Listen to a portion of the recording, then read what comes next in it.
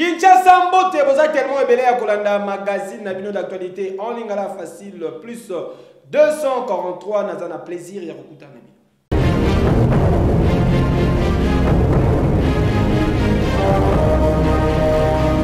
Akainde Ishilema, président Yassika, Yazambi, Azalaki investi. Mokolalo de président en exercice, il y a Union africaine, président, il y a la République démocratique du Congo, Félix Antoine Tshisekedi Tshilombo a participé à la cérémonie. Mardi 24 août 2021, Lusaka, capitale de la République, il y a Zambie et Vibraki, na rythme et alternance politique consécutive, na victoire, il y a Aikonde Ishilema, opposant historique, Oyo Azali à ses jours, na âge, il y a 59 ans. Stadium, il y a Lusaka, plein na craqué. Bazambien basista qui na passation ya pouvoir entre Edgar Lungu pe Oyo Azali successeur na ye pour na 5 ans na tête ya pays. Plusieurs chefs d'État ba participa qui na cérémonie Oyo. Parmi ba grands invités, président de la République démocratique du Congo et président en exercice ya Union africaine, son excellence Félix Antoine Tshisekedi Tshilombo Oyo Azalaki accompagné d'importantes délégations congolaises. Nakoko Manaye Nalusaka, aéroport international, il y a Kenneth Kaunda, président de la République, Félix Antoine Tshisekedi Tshilombo, Ayambamaki na ministre zambien des Affaires étrangères et coopération. Président congolais Azalaki na droit, ya bonheur militaire digne na Ronaye, ensuite cortège présidentiel, et Zouaki Nzela ya stade au Minisport ya Lusaka. Nase ambiance festive, nouveau président zambien et Madame Moutale presta qui serment simultanément, girant la fidélité, loyauté et respect à la loi suprême Yamboka. Il s'y est de rappeler que Aikande Ishilema Azalaki élu avec 2,8 millions de voix au terme de l'élection présidentielle il y a 2021 au yoba résultat Azalaki rendu public dans la commission électorale nationale le 16 août eleki. Na qualité na ye ya président en exercice ya Union africaine, président Félix Antoine Tshisekedi Tshilombo, tango azwaki maloba alobaki eboyi. Je ne pourrais manquer de rendre un vibrant hommage au père de l'indépendance zambienne, le docteur Kenneth Kaunda, dont le rôle et l'attitude ont été charnières dans l'avènement de ce que nous vivons aujourd'hui. De manière très cordiale, Excellence Akainde Ichilema, chers frères, je vous adresse mes vives et chaleureuses félicitations pour votre brillante élection à la tête de la République de Zambie.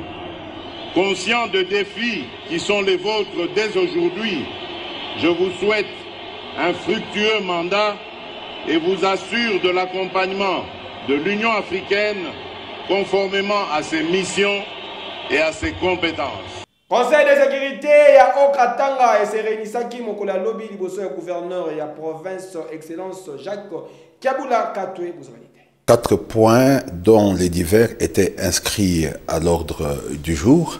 Dans sa communication, son Excellence, Monsieur le gouverneur de province, s'est beaucoup apaisanti sur le décès du président de l'Assemblée provinciale du Haut-Katanga, l'honorable Antoine Gabriel Kyungwa-Kumwanza, qui est décédé, comme vous le savez, le samedi dernier à Luanda, en Angola, de suite d'une maladie.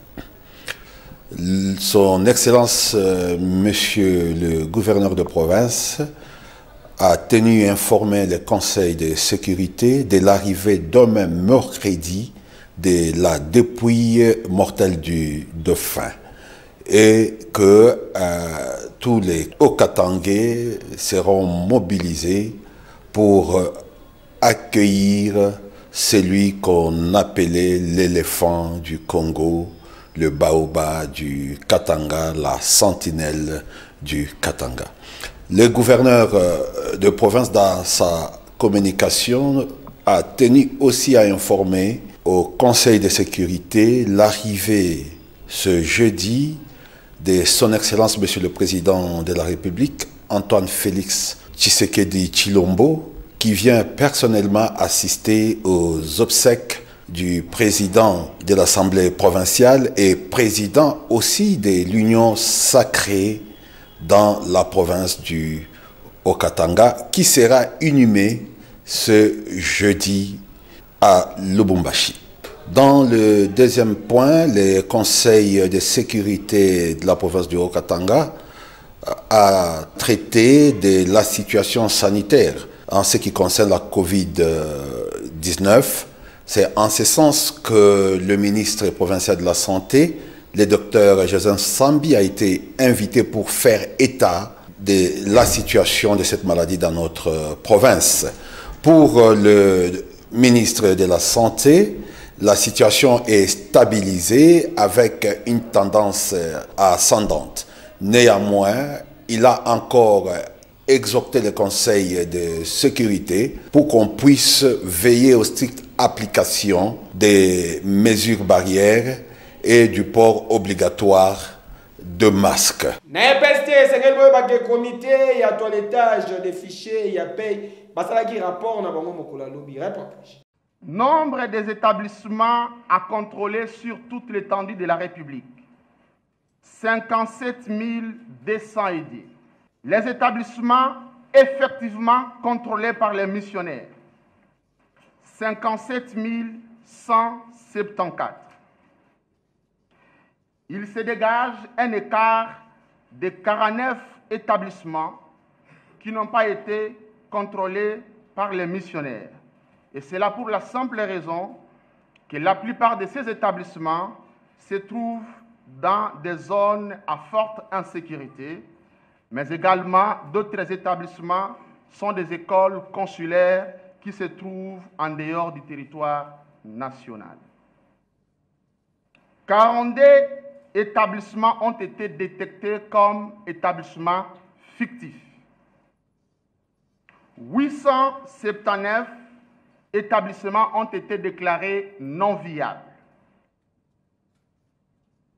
4473 établissements sont viables mais fonctionnent sans ou avec de faux arrêtés. 2483 agents ont été détectés comme agents soit fictifs, soit déserteurs, soit décédés et j'en passe. 1617 agents ont été recrutés sans acte signé par l'autorité compétente. Nous devons nous dire que depuis 1985, année de la création du CECOP, certaines structures, notamment en province, n'ont jamais été revisitées. C'était donc l'occasion pour ces équipes de descendre dans les 58 provinces éducationnelles, je dirais aussi dans les 26, s'il vous plaît, provinces administratives.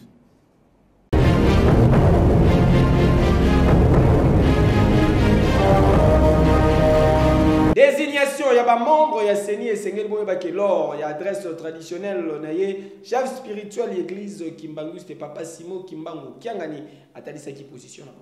Na combat tata moi na pe tata molimo centre. Dès que tu as le temps unions, tango yo tozali ezali tango ya biso bana nzambe. Makambo nyonso bazali kotinda biso tosalela yango tina ezali. Epai touti toyebi. Mais pas toujours kende toyebi te. Biso bakimbangiste, seni asenga biso candidat, to pesakra Papa Denis Kadima. Biso nyonso bakimbangiste yokanaki, to pesaki kombo wana Papa Kadima, candidat biso kuna na seni. Pona nini mbala liboso tomona likambo boye basengi biso, biso pe to sepelaki na yango. Yango to pesaki kombo wana Papa Kadima.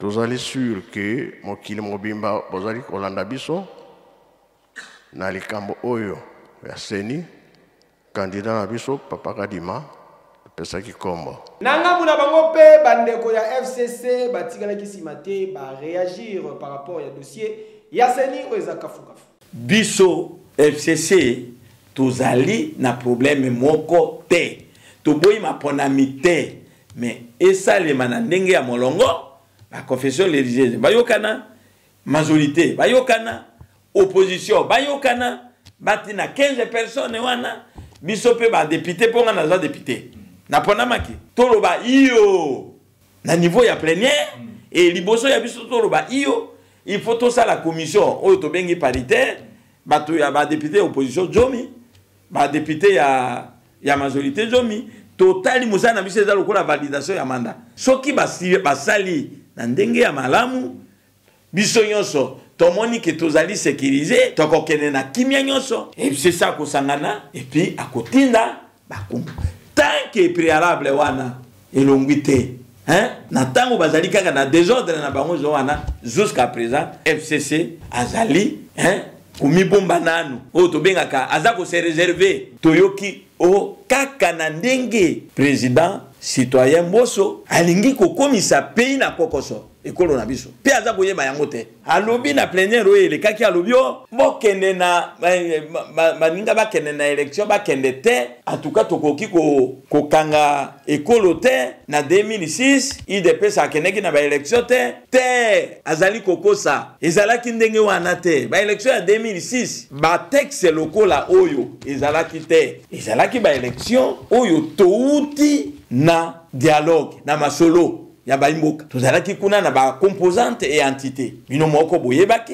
il y avait composante de gouvernement il y avait composante opposition armée opposition non armée et il y avait les entités mais parce que IDPS na tango yo wana na lingi na yebisa baimboka na tango yo wana IDPS moto ya zalaki na posa kazala vice président ya république président Moussa ko sa baimboka boyeta alobakio l'IDPS a kendeki non IDPS a kendeki te parce que ye kanda na ye aliboso ezali ki lokola ye aleka ki vice président te akoki ko accompagner processus te eloko ya liboso de boyokaki ke IDPS asengaki ba membre na ye ke bosala roulement te aboyaki ko sala roulement mais okokena na ba élection ndenge nini tango yo otini ba militant na yo te ke basa role tango IDPS ayiko kanisaki nasala ki mabe bino moko bolandaki IDPS asengi ke wana basi ba clôturer roulement asengi ke ba fungula lisusu roulement pona ye ase momala ye akende na ba élection mais ba kufungula lisusu roulement pona ye ndenge nini na mbongo oyo wapi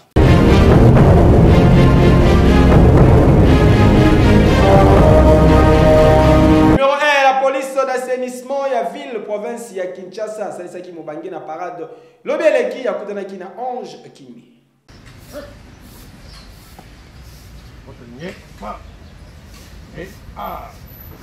Pona kolite contre insalubrité oyo sala garage a na ville province ya Kinshasa pe ko faire appliquer mibeko ya opération Kinshasa Bopeto nde numéro 1 ya la police ya assainissement ya ville province ya Kinshasa organisaki parade monene lobi eleki pona kopesa ba directive ya sika pe kotalisa équipe na ye lolenge nini esengeli kosala misala bokuti bango atefungwama mais apesi permission te ke non motu fami ya masanga aero c'est que okuti ba aero ba mela masanga bokangi ba kitu wana bo filmer ba tuana ba image eleki ba konza moni ke non aero ezeza aero mela masanga te nasuka boyoka communication oyo commandant ya police d'assainissement ya ville ya Kinshasa asalaki bon naebisi bango kaka ndenge mebeko elobi ke non musala na biso eza musala assainissement na assainissement tokolinga te tokuta mutazolamba fufu na katikati ya balabala tomona ba mesa na katikati ya balabala bakonzi bazoleka surtout toza na Union africaine bakonzi bazoya ndenge na ndenge ale bato banda koteka na balabala te nde na uti ko instruire bango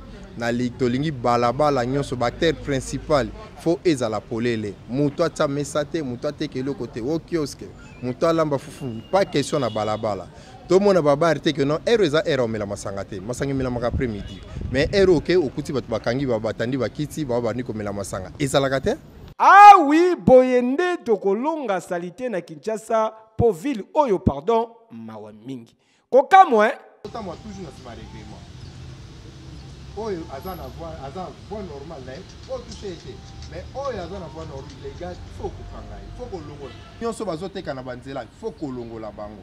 Esengeli boyeba ke kelasi ekozonga le 4 octobre 2021 à 7h30 détendu Mobimba ya République démocratique du Congo ezali message ya autorité. En quoi document publié mokolo ya mardi 24 août 2021 na secrétaire général intérimaire et enseignement primaire, secondaire et technique reprise ya activité scolaire ezali fixée pour na mokolo ya lundi 4 octobre 2021 à partir ya 7h30 minutes sur étendue Mobimba ya République démocratique du Congo. Kasi batalisi ke rentrée scolaire oyo esengeli esalama na strict respect ya ba mesures barrières conformément na protocole ya lutte contre Covid-19 en milieu scolaire. Par ailleurs, batalisi ke clôture ya année 2020-2021 ezali programmé pour na mokolo ya le 8 septembre prochain. Nyonso makambo.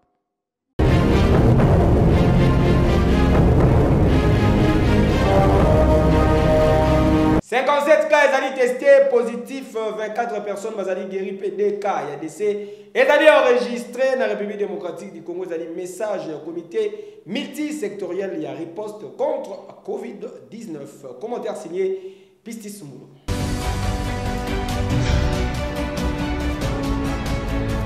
Mesdames, Messieurs, chers compatriotes, ainsi que tous ceux qui ont choisi la République démocratique du Congo comme pays de résidence. Ebimela wapi maladie oyo na kombo ya coronavirus. Bosimba ete lobby 24 août 2021 na République démocratique du Congo. Ba nouveau cas ezalaki lisusu détecté na ba province lokola. Nord Kivu 26 cas, Kinshasa 13 cas, Lualaba 8 cas, Okatanga 7 cas, Ituri 2 cas, P Kamoko enregistré na Owele.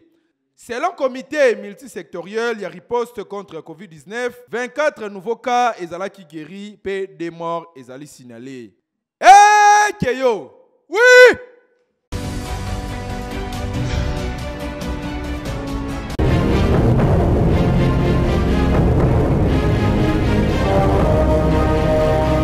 L'attaque qui toko grâce à la boutique RH Top Model.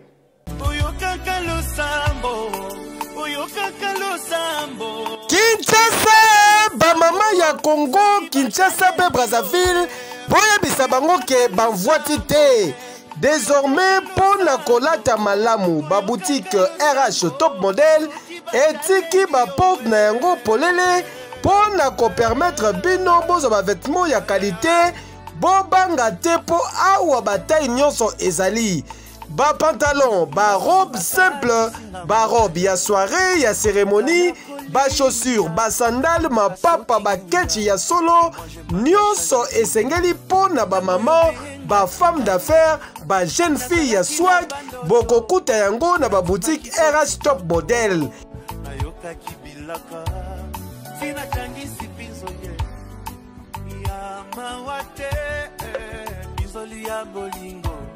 Pona moto alokoti ngai oyokaka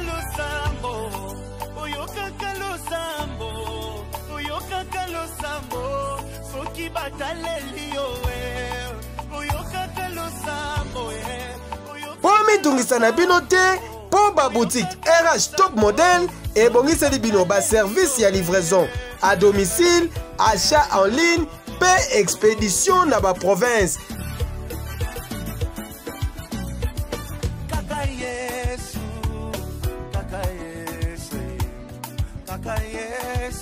Sambalola salisinga kaka Yesu ouais kaka Yesu sambalola salisi. Chante avec moi, on y va. Jésus sambalola salisinga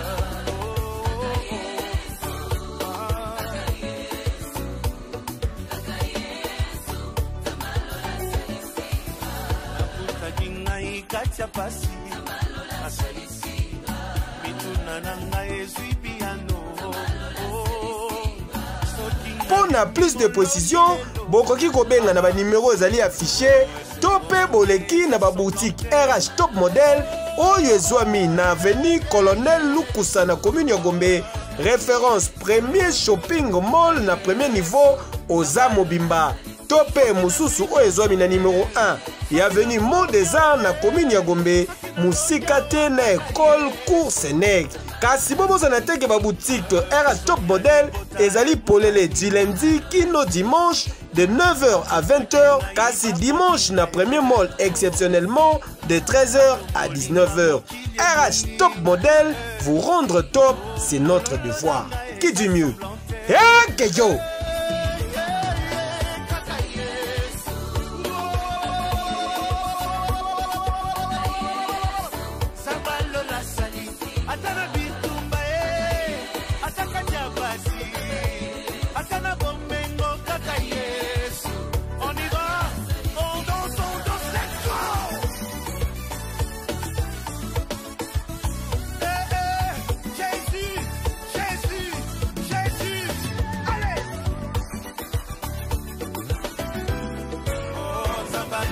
Stéphane Linjanja azali moyibi monene aniokola basango ya senko na koyiba ba ordinateur bakangaki mokola lobi bozo ba détail na reportage.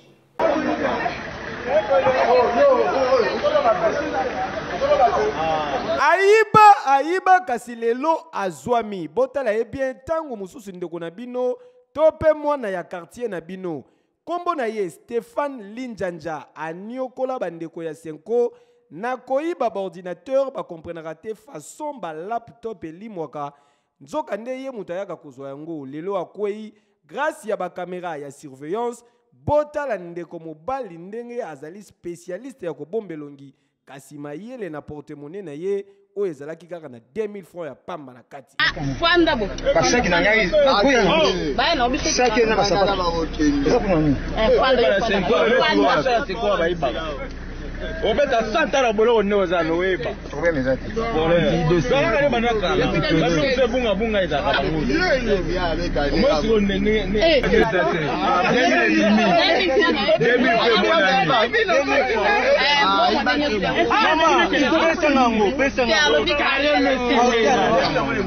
Hey, Stéphane Linjanja mobali munene boye asokolaka pe abimi na tongo olati bilambo tiki mwasi na bana oke boulot tala nde musala papa asalaka soni ya baboti surtout na miso ya babukilo yo bongo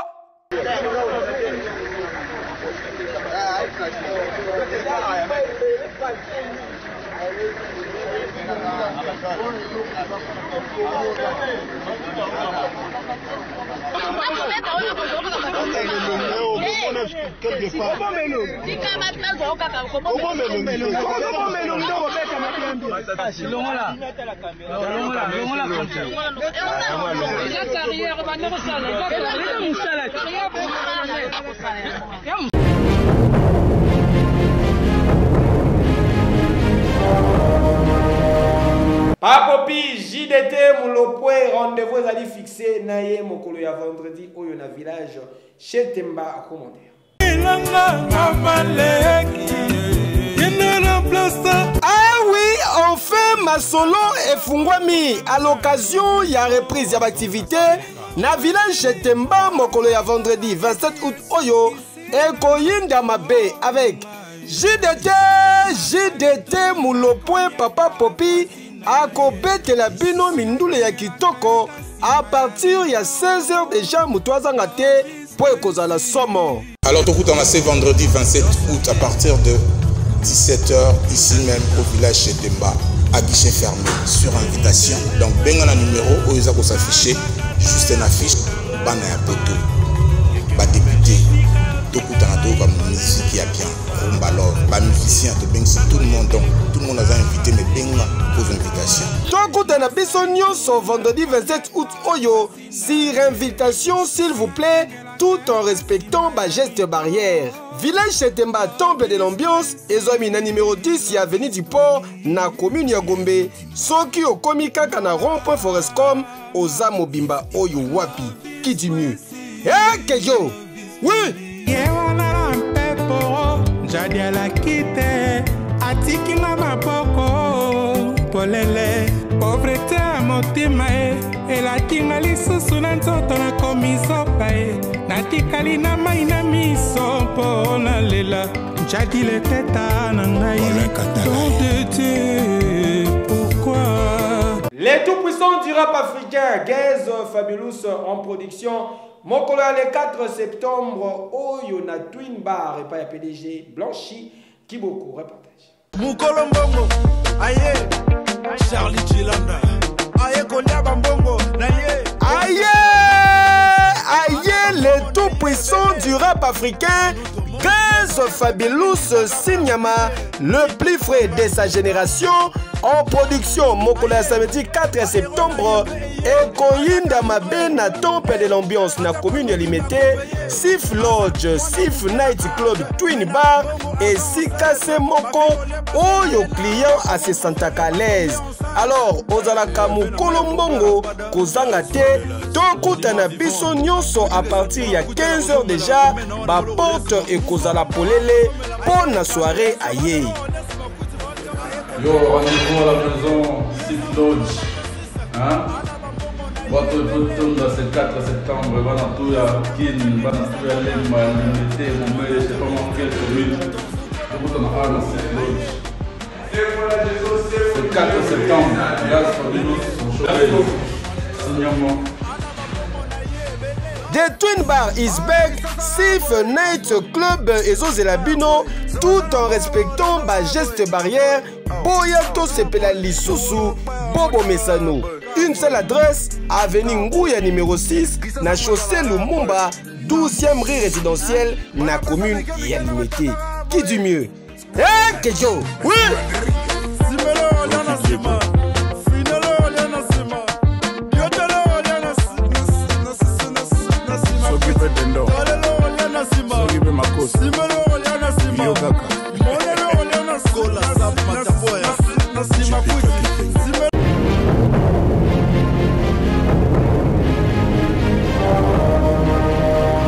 Afro Basket 2021, ba Léopard ya République démocratique du Congo ba koyaki liboso ya ba Mavubi ya Rwanda na score ya 68 contre 82. Vous aurez des détails dans reportage signé Jonathan Okanga. Kaniki and Maxi Mananga Chamber, Shadrach Newfield. Faux départ pour na ba Léopard basketball monsieur ya République démocratique du Congo, l'édition 2021 ya Afro Basket face ya Rwanda pays organisateur. Léopard ya République démocratique du Congo ba s'inclina qui mardi 29 août eleki liboso ya ba Amavubi ya Rwanda na score ya 68 contre 82. Ba fof congolais ba kokaki kosa la différence na rencontre oyo, mais tellement que ba perte de balles pe ba faute de kaki belé ba komaki ko courir na sima ya score depuis premier quart d'heure 15 contre 24. Malgré réveil na deuxième carton 19 contre 19. Puis lors il y a troisième carton 21 contre 14. Oyo kokaki kaka te pour na ko arrêter équipe rwandaise oyo bazalaki très kitoko sur le plan offensif na ba tir à longue distance ti na ko remporter dernier carton n'écart il y a 25 contre 13. Pour la suite il y a tournoi et Sengeli boye baki République démocratique du Congo akokuta na jeudi 26 août na Cap-Vert pour na ko tenter ko tigala na compétition na groupe A et sika azali logé. Et c'est qu'il faut rappeler que 16 équipes ont participé à la compétition Afro Basket 2021. P basali répartis en 4 groupes. Il y a 4 équipes. Et Kejo! Congo to get back in this game. Empoyo takes the ball. Are they going to count it? Yes, they are.